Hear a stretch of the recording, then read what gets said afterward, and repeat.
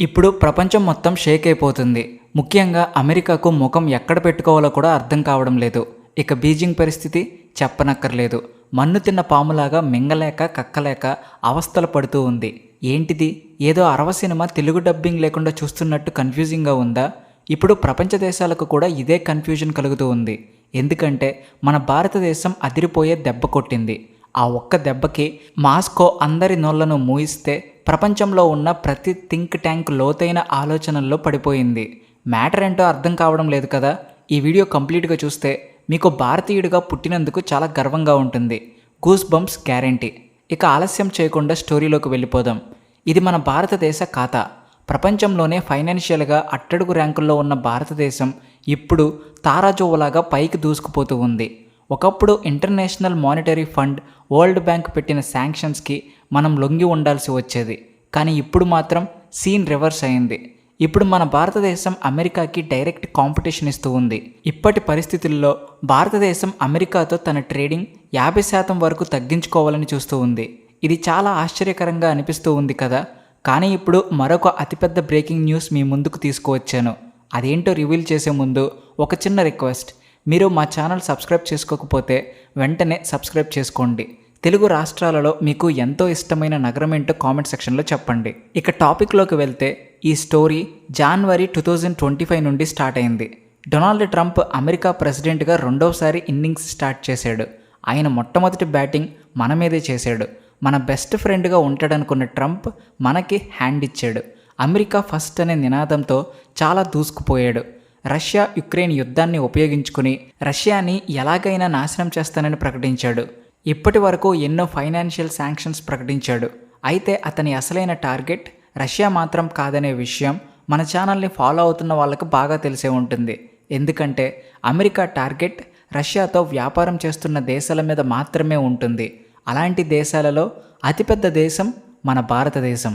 Russia నుండి వచ్చే crude oil మన దేశంలో 40% ఫ్యూయల్స్లో వాడుతూ ఉన్నాము. ప్రతిరోజు మనం 1.8 మిలియన్ బ్యారెల్ చమురు దిగుమతి చేసుకుంటూ ఉంటున్నాము. అది 15 నుంచి 20% చీప్గా ఉంటుంది. అందువల్లనే మనం కేవలం 2 సంవత్సరాలలోనే $17 బిలియన్ ఆదా చేయగలిగాము. మన దేశ ఆర్థిక వ్యవస్థను నిలబెట్టిన ఘనత కూడా రష్యాకి వెళ్తుంది. ఎన్నోసార్లు మనకి డైరెక్ట్గానే కాదు, ఇండైరెక్ట్గా కూడా రష్యా సహాయం చేస్తూనే ఉంటుంది. ఇప్పుడు దేశంలో పరిస్థితులు ఎలా ఉన్నాయో అందరికీ తెలిసిందే. ఒకవైపు ఇన్ఫ్లేషన్ బాగా పెరిగిపోతూ ఉండడం వల్ల రేట్లు ఆకాశాన్ని తాకుతూ ఉన్నాయి. ఇది కేవలం భారతదేశంలో మాత్రమే కాదు, ప్రపంచ దేశాలలో కూడా ఇదే పరిస్థితి కొనసాగుతూ ఉంది. అయితే మన దేశంలో పెట్రోల్, డీజిల్ ధరలు కంట్రోల్లో ఉన్నాయంటే అది రష్యా నుండి మనం అత్యంత చౌకగా దిగుమతి చేసుకుంటూ ఉన్న చమురు మాత్రమే కారణం. ఇన్ఫ్లేషన్ మన నడ్డి విరగకొట్టకుండా రష్యా మనల్ని కాపాడుతుంది. ఈ చమురు మన భారతదేశ ఆర్థిక వ్యవస్థకు ఒక వెన్నెముక్క అని చెప్పుకోవాలి. మరి ఈ విషయం తెలుసుకున్న అమెరికా ప్రెసిడెంట్ ఊరుకుంటాడా? అందుకనే మార్చి 2025లో భారతదేశంలో నుండి వచ్చే దిగుమతుల మీద అమెరికా ప్రెసిడెంట్ 25% టారిఫ్ వేశాడు. అది సరిపోదన్నట్టు ఆగస్టు 2025లో దానిని 50%కి పెంచాడు. మనం రష్యాతో దోస్తీ వీడకపోతే ఈ ట్యాక్స్ మరొక 25%కి పెంచుతానని బెదిరించాడు. ప్రపంచంలో ఉన్న ఏ దేశం మీద కూడా ఇలాంటి ట్యాక్స్లు ఎవ్వరూ వేయలేదు. కానీ భారతదేశం మీద ట్రంప్ ఇలాంటి కక్ష సాధింపు నిర్ణయాలు తీసుకున్నాడు. భారతదేశం $87.5 బిలియన్ ఎగుమతుల్లో 55% అంటే దాదాపు $48 బిలియన్ ఈ టారిఫ్ వల్ల దెబ్బతిన్నాయి. వీటిల్లో ముఖ్యంగా టెక్స్టైల్ ఇండస్ట్రీ బాగా దెబ్బతింది. దాంతోపాటు జ్యువెలరీ ఇండస్ట్రీ కూడా బాగా నష్టపోయింది. ఇది మన దేశ ఆర్థిక వ్యవస్థకు, ఉపాధికి మూల కారణం. ప్రతి సంవత్సరం యూఎస్కి $1.2 బిలియన్ విలువైన వస్తువులను పంపే కోల్కతా జ్యువెలరీ ఎక్స్పోర్టర్స్ ఇప్పుడు 70% నష్టపోతారని భయపడుతున్నారు. ఈ ట్యాక్స్ కారణంగా భారతదేశ జీడిపి 0.3 నుండి 0.5% వరకు తగ్గవచ్చని, ఎగుమతుల్లో $37 బిలియన్ వరకు నష్టం జరగవచ్చని ఎక్స్పర్ట్స్ అంచనా వేశారు. రూపాయి పరిస్థితి కూడా దిగజారింది. 2025 థర్డ్ క్వార్టర్లో రూపాయి 3% తగ్గి 84.5కి చేరుకుంది. ఇది ఒక రకంగా ఆర్థిక సంక్షోభానికి స్టార్టింగ్ పాయింట్. కానీ మన భారత ప్రభుత్వం ట్రంప్ తీసుకుంటున్న నిర్ణయాలను మౌనంగా భరిస్తూ చేతులు కట్టుకుని కూర్చోలేదు. ఇలాంటి ఒత్తిళ్లకు తలొగ్గేది లేదని ప్రపంచానికి చూపించింది. జైశంకర్ సార్ కూడా యుఎన్ఓ మీటింగ్లో భారతదేశం తన ఇంధన ప్రయోజనాలను దృష్టిలో పెట్టుకునే నిర్ణయం తీసుకుంటామని, ఎవరి ఒత్తిడికి భయపడేది లేదని స్పష్టంగా చెప్పారు. మన దేశ ఆర్థిక వ్యవస్థను కాపాడడానికి ప్రభుత్వం జీఎస్టీని తగ్గించింది. నిత్యావసర వస్తువులపై జీఎస్టీని 5%కి తగ్గించారు. కొన్ని ఉత్పత్తులపై దానిని 18% వరకు తగ్గించారు. దీనివలన కన్జ్యూమర్ యూసేజ్ 12% పెరిగింది. ఎగుమతిదారులకు ఉపశమనం లభించింది. భారీ నష్టాలను చవిచూస్తున్న చిన్న చిన్న టెక్స్టైల్ ఎంఎస్ఎంఈలు ఇప్పుడు నష్టాల నుండి బయటపడ్డారు.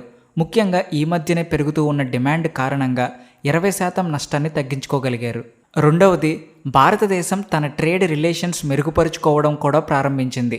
జూలై 2025లో యూకేతో ఎఫ్టీఏపై సంతకం చేసింది.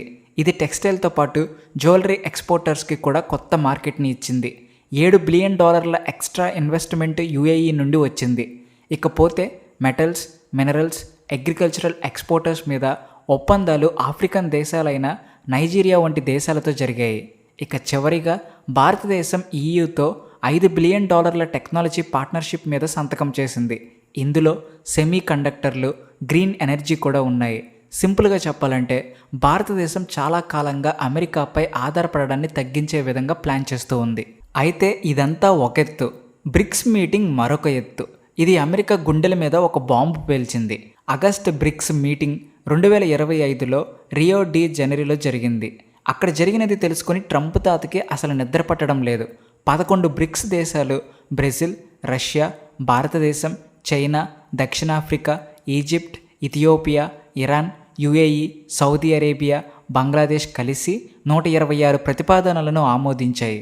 వీటిలో అదిరిపోయే సజెషన్ ఏంటంటే అమెరికా డాలర్కి బదులుగా తమ బ్రిక్స్ కరెన్సీ ట్రేడింగ్లో వాడితే బాగుంటుందని సజెస్ట్ చేశారు.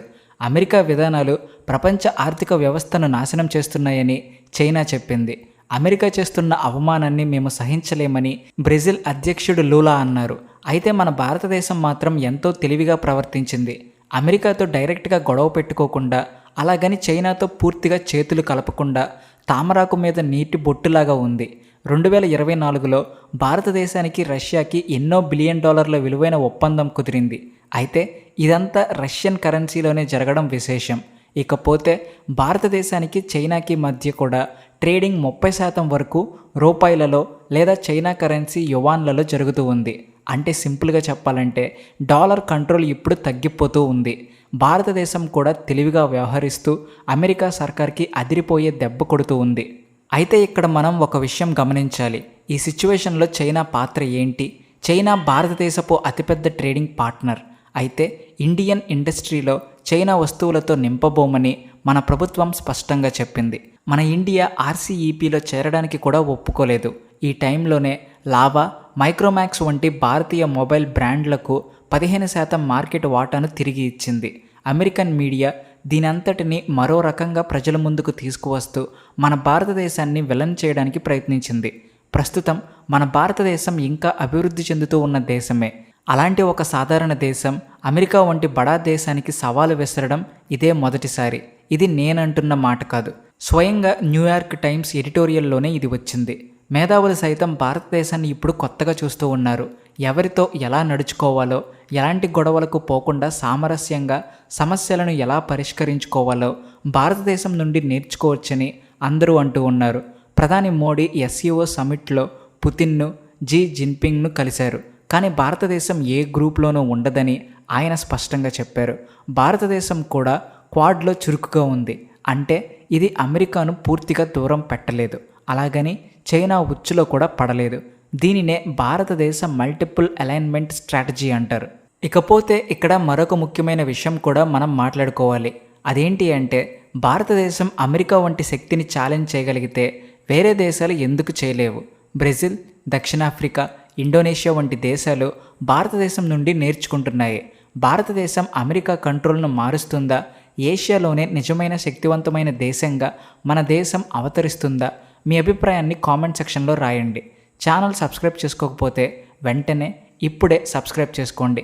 పక్కనే ఉన్న బెల్ ఐకాన్ క్లిక్ చేయగానే మేము వీడియో పెట్టిన వెంటనే మీకు నోటిఫికేషన్ వస్తుంది. Please like and share and also thanks for watching.